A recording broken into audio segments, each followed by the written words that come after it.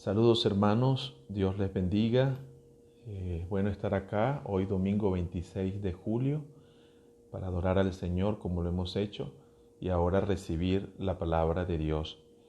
Quisiera cerrar la serie de mensajes que comencé en torno al compañerismo cristiano, pensando un poco en la calidad de comunidad que nosotros tenemos que ser como familias cristianas y como iglesia. Existe un trastorno límite de personalidad que lleva a algunas personas a autolesionarse. Cuando nos enteramos de esos casos, nos confunde, eso nos sorprende. Usualmente no sabemos por qué una persona puede llegar a ese punto. Es triste, pero pasa, y pasa más de lo que nosotros imaginamos.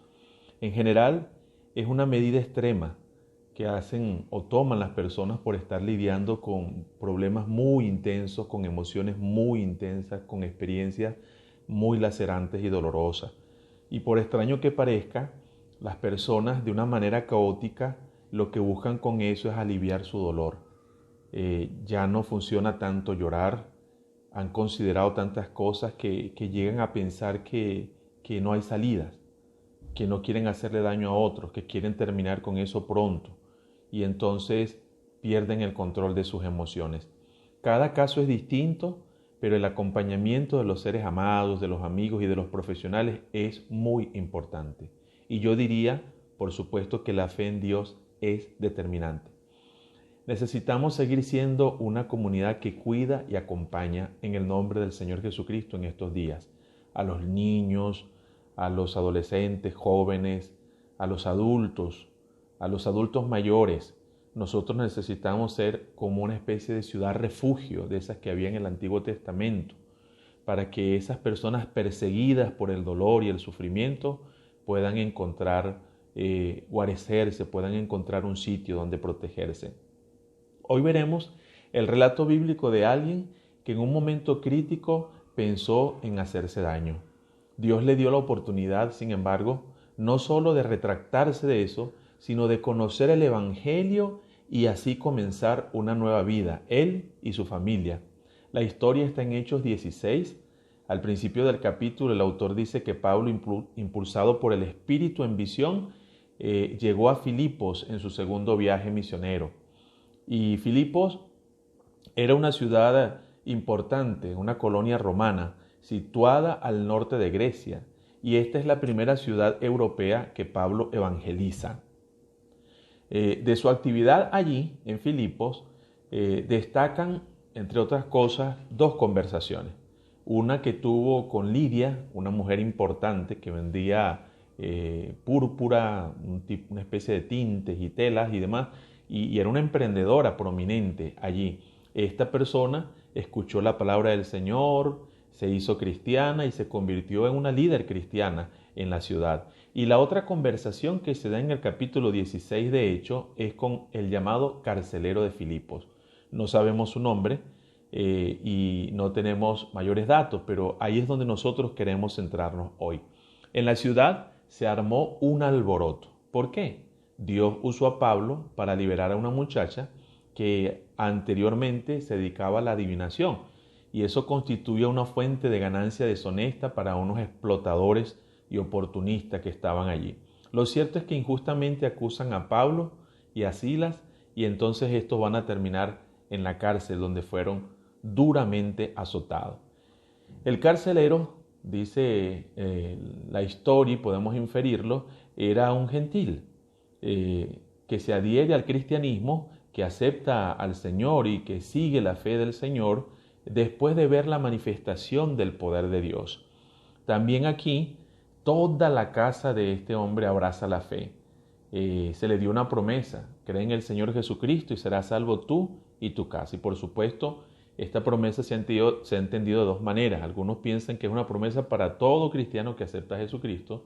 Algunos pensamos que fue una promesa para ese carcelero con una aplicación condicionada para todos nosotros, porque las personas, como en el mismo caso del carcelero, no fue que se salvaron porque la cabeza del hogar tomó la decisión, cada uno tuvo que escuchar la palabra y cada uno tuvo que responder. En la historia de este hombre vamos a ver la historia de mucha gente hoy, en tiempos de pandemia, en tiempos de separación familiar, en tiempos de crisis económicas, en tiempos de incertidumbre, de temor por el contagio, en tiempos de muerte y de tantas cosas negativas. Hay personas que andan con esas cárceles, pero también en la respuesta que dieron los discípulos del Señor, vamos a mirar la actitud de la iglesia, la actitud de los cristianos en este tiempo. Entonces, teniendo en mente las cárceles mentales, las cárceles emocionales y las cárceles espirituales de tanta gente hoy, nosotros vamos a considerar una frase, porque esa frase la he tomado como título del sermón: no te hagas daño, no te hagas daño. Y en esa frase yo quiero que nosotros reflexionemos. ¿Qué implica decirle a la gente hoy así? No te hagas daño. ¿Qué implica decir? Lo primero, implica que nosotros tomemos conciencia de que abundan las cárceles en un mundo sin Dios.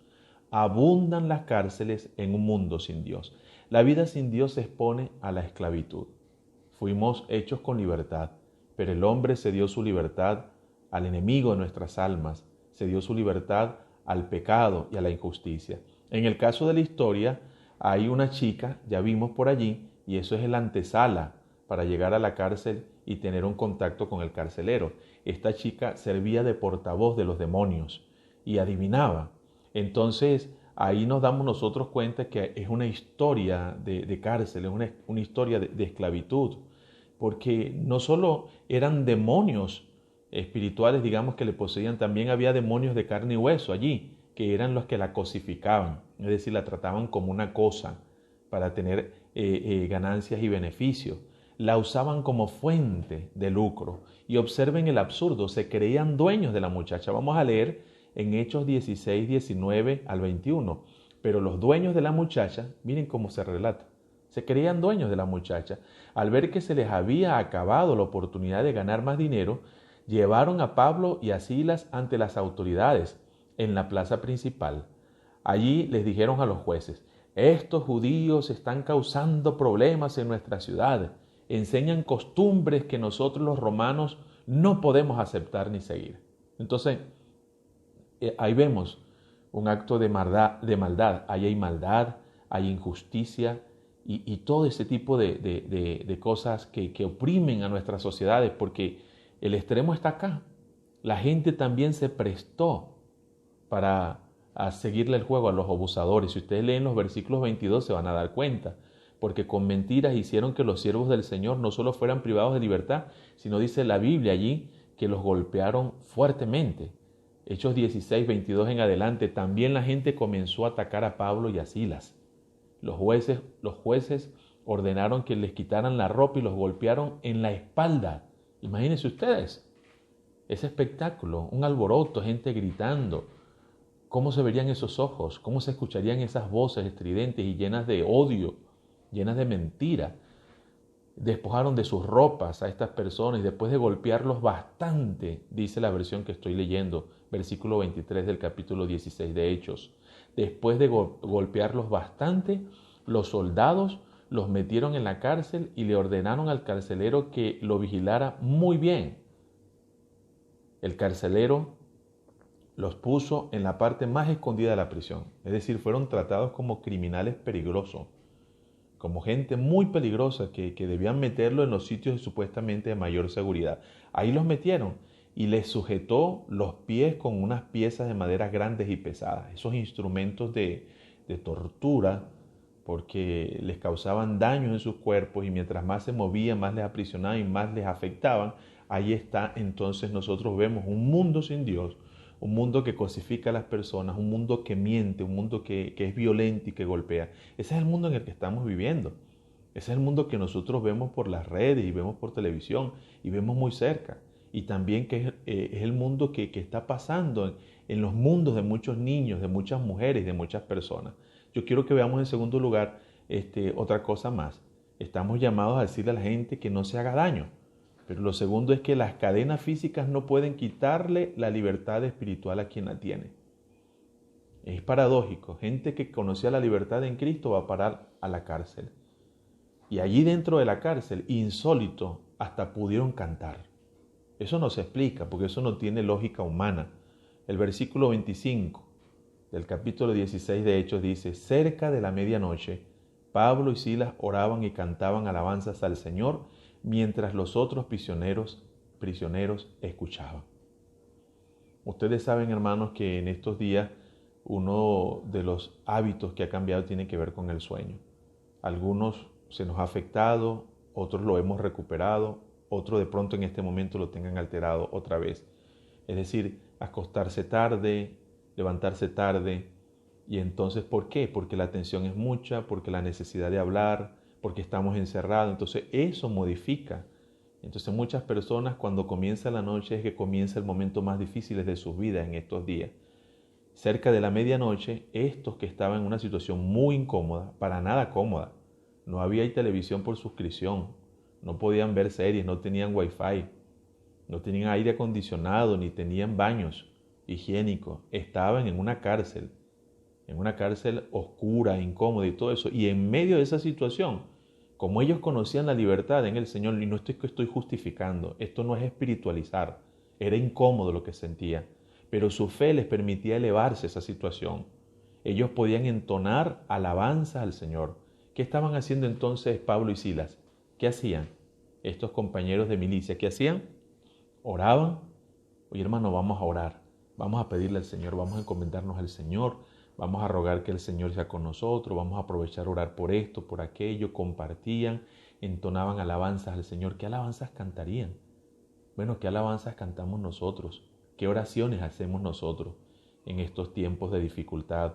Cuando se pierde el sueño, cuando cuesta conciliarlo, cuando las personas padecen insomnio, cuando están allí pues atormentados por un pensamiento y el otro, entonces ahí la importancia de la libertad espiritual en Cristo, el perdón de nuestros pecados, la presencia del Señor, la importancia entonces de saber que Él es soberano, que Él es poderoso, que Él está con nosotros, nos permite a nosotros responder con oración, responder con alabanza. De repente, un fuerte temblor sacudió con violencia las paredes y los cimientos de la cárcel.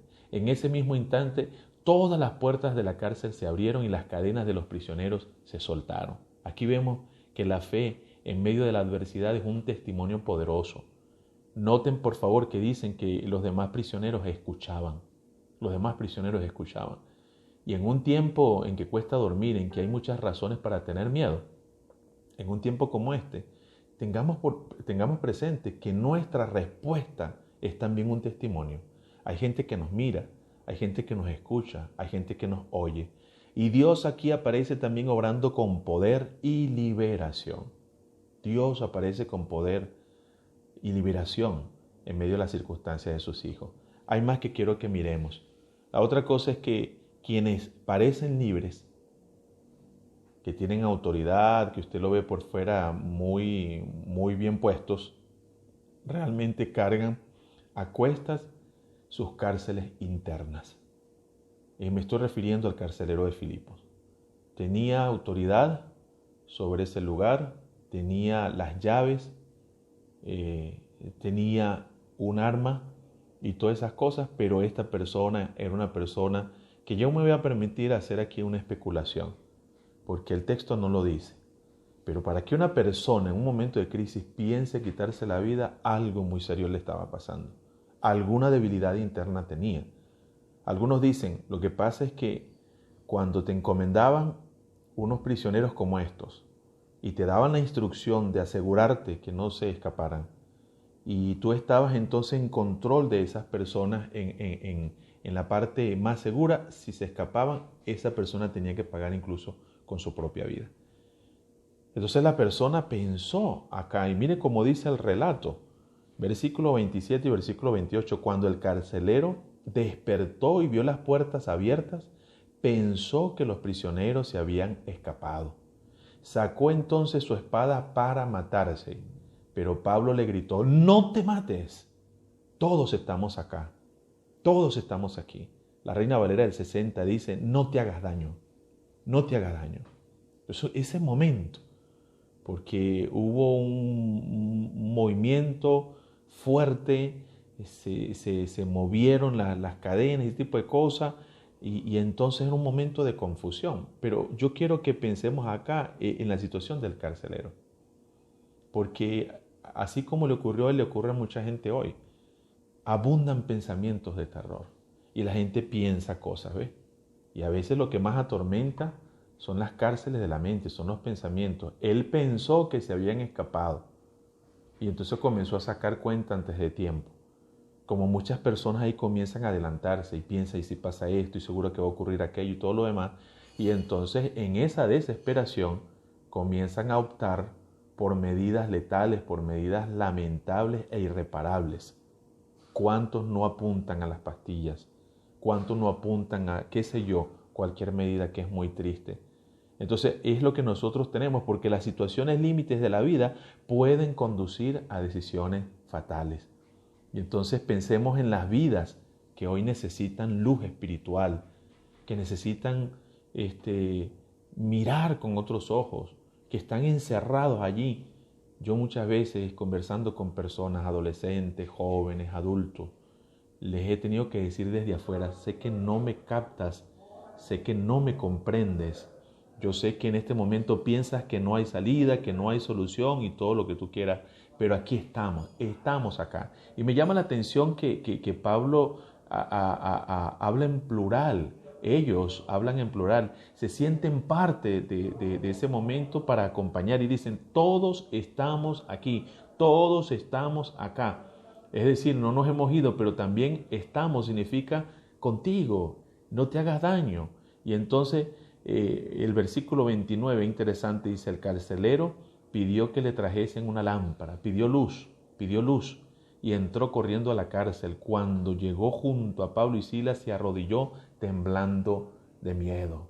Entonces, otra vez, quiero pensar en eso porque hay muchas personas que necesitan luz espiritual. Necesitan luz espiritual porque no saben interpretar el momento que vive el mundo. No saben manejar la situación difícil que están viviendo en sus cuartos y metidos en sus mentes. No saben que hay oportunidades. No saben cómo resolver la situación que tiene que ver con sus hijos, que tiene que ver con su familia y demás. Entonces piden luz, no física, sino espiritual. Pero miren la actitud de este carcelero. Dice la Escritura que se arrodilló temblando de miedo. Y eso da cuenta definitivamente de un corazón lleno de terror, de inseguridades. ¿Cuántos problemas en su vida? Problemas en su matrimonio, problemas en su trabajo, problemas en la familia. Pero la actitud de rodillas significa humillación. Como muchas personas quizás en este tiempo, que han sido humilladas por la historia, que han sido humilladas por esta tragedia, la pandemia y otras cosas, necesitan caer de rodillas, pero no solo para quedarse allí, sino para ver con fe otra posibilidad en el Señor. Las preguntas desesperadas, ahí está. Mire cómo dice el versículo 30. Luego sacó de la cárcel a los dos y les preguntó, señores, ¿qué tengo que hacer para salvarme? ¿Qué tengo que hacer para salvarme? Aquí la pregunta es, ¿salvarme de qué? ¿Salvarse de la muerte porque se le iban a escapar? ¿Salvarse de un vacío, de alguna situación de vida? ¿Salvarse espiritualmente? Y aquí quiero comentar que la salvación debe verse como algo amplio. En el Antiguo Testamento, salvación no se entiende como ya se entiende en el Nuevo Testamento. La salvación en el Antiguo Testamento se entendía como ser librado de cualquier situación que aprisionara, una situación incómoda, una situación molestosa. Podría ser psicológica, económica, política, espiritual. Cuando Dios venía con su salvación, es lo que Él hizo en el Éxodo, que te saca de la esclavitud y te lleva a un lugar de resguardo.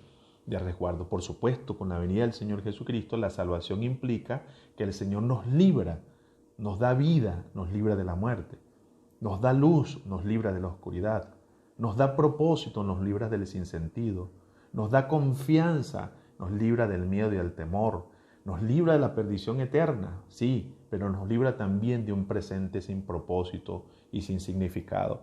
Este hombre creo que estaba preguntando en todos los sentidos, en su situación de vida, pero también en su necesidad espiritual de Dios. ¿Quién sacó a quién? Me preguntaba mientras leía. ¿Quién sacó a quién de la cárcel? Bueno, los siervos del Señor son instrumentos de bendición para una vida y para una familia toda. Miren lo que pasó luego, porque aquí es donde tenemos que ver nuestro lugar hoy en este mundo. Y nuestro lugar tiene que ser que nosotros nos veamos como una comunidad que cuida, que acompaña y que hace que otros alcancen la liberación de nuestro Señor Jesucristo. Estar en el lugar apropiado, estar en el lugar apropiado. Por eso la importancia de una llamada, de un mensajito, de una pregunta. Porque si no estuvieran, si se hubiesen ido, ¿qué hubiese pasado con el carcelero? Ahora, no tenemos todas las respuestas en esta vida. Los cristianos no tenemos todas las respuestas, pero tenemos una que es fundamental para esta vida y la venidera.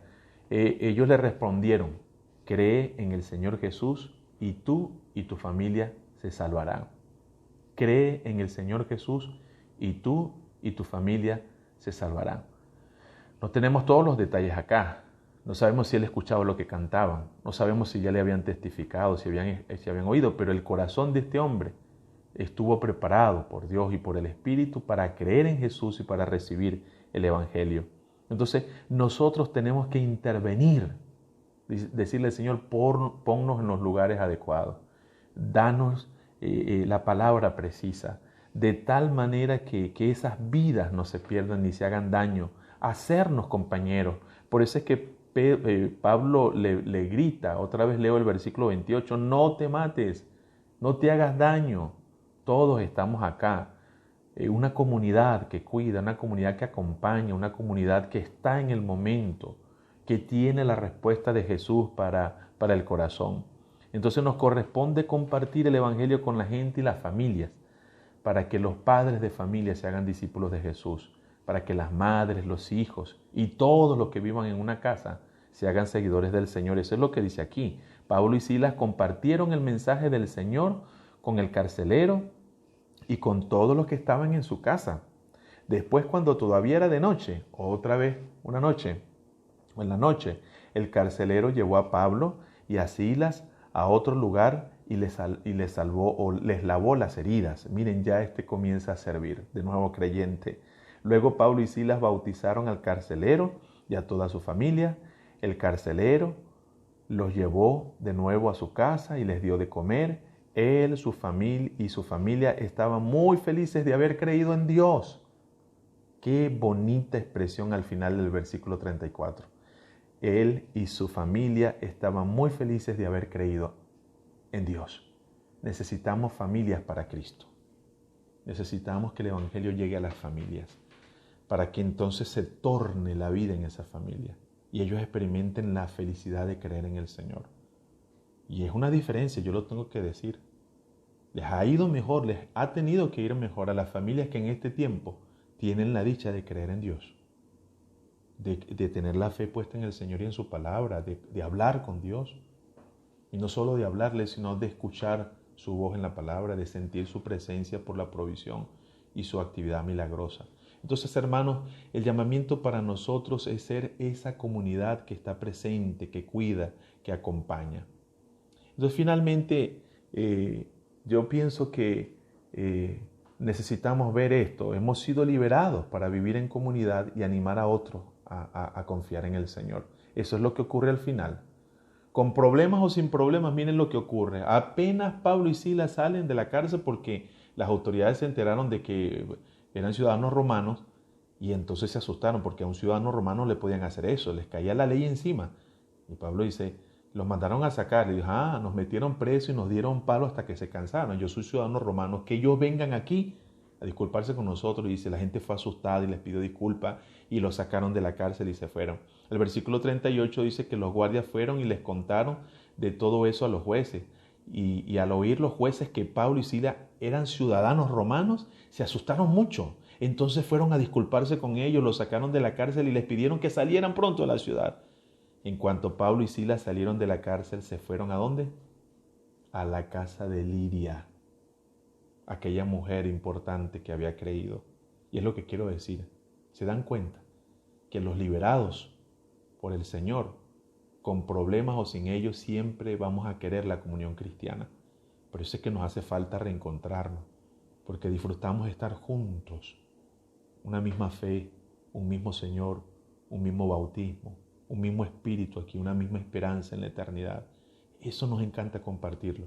A veces no lo decimos con esas palabras, pero en el fondo es eso, lo que el Espíritu nos hace sentir los unos por los otros, lo que el Espíritu nos hace hacer los unos por los otros.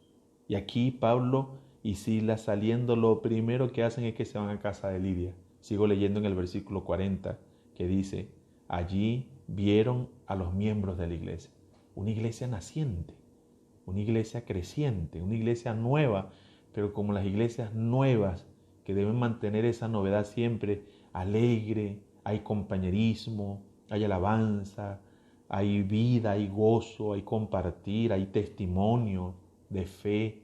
Y entonces vio ese cuadro Pablo y lo vieron él y Silas, los miembros de la iglesia, y los animaron a seguir confiando en Jesús. Imagínense ustedes animar a otro a confiar en Jesús cuando ya tú has pasado por una adversidad y que tú has visto que el Señor te ha ayudado y que tú puedes ser de testimonio para que otros confíen en el Señor. Luego Pablo y Silas se fueron de la ciudad. Se fueron de la ciudad, pero dejaron un testimonio de liberación. Dejaron un testimonio de misericordia. Cuando le gritaron a ese hombre, porque cualquiera hubiese dicho, déjalo que se mate y nos vamos de acá.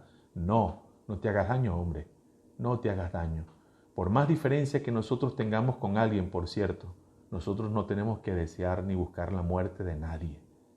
Y mucho menos si esa persona no ha saldado su cuenta en esta vida y en la eterna con Dios.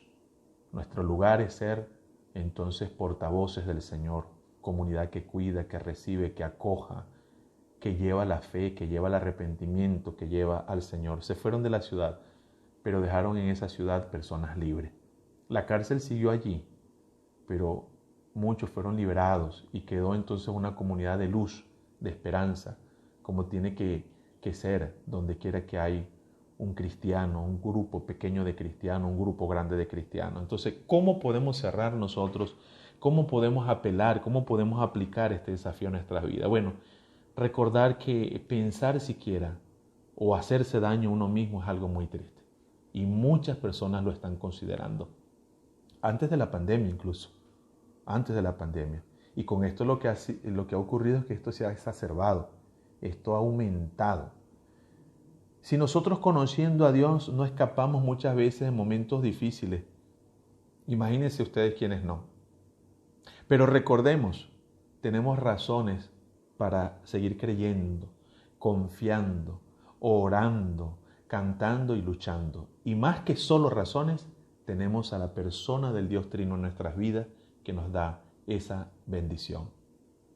Finalmente, hagamos nosotros de esta expresión una misión en estos días. La expresión es, no te hagas daño. Imaginemos las cárceles de quienes sufren hoy sin la presencia del Señor. ¿Estaremos dispuestos a decirle, Señor, ponme en el lugar adecuado? Dame la actitud adecuada. Dame la palabra. Dame el valor, la misericordia para hablar de ti, de tu evangelio, para orar por la gente, para animar a la gente a que ellos entiendan que en el Señor Jesucristo hay una esperanza, hay otra esperanza. Vamos a orar a Dios. Señor, te damos gracias por tu palabra, que es viva y eficaz. Hoy hemos considerado, Señor, las cárceles que viven muchas personas. Hoy hemos considerado el poder liberador de tu presencia. Hoy hemos considerado el llamamiento a ser una comunidad, Señor, de liberación, de salvación, de acompañamiento y de esperanza. Ayúdanos, Señor. Pedimos por aquellos que están pensando hacerse daño en este mismo instante. Familiares nuestros, conocidos, vecinos o desconocidos, no importa. Tú les amas a todos y tú no quieres que nadie se pierda. Tú no quieres, Señor, que nadie atente contra ellos. Tú quieres que todos vengan al arrepentimiento y tú has venido no para hurtar, ni para matar, ni para destruir, sino para dar vida y vida en abundancia. En el nombre de Jesús. Amén. Dios les bendiga, hermanos.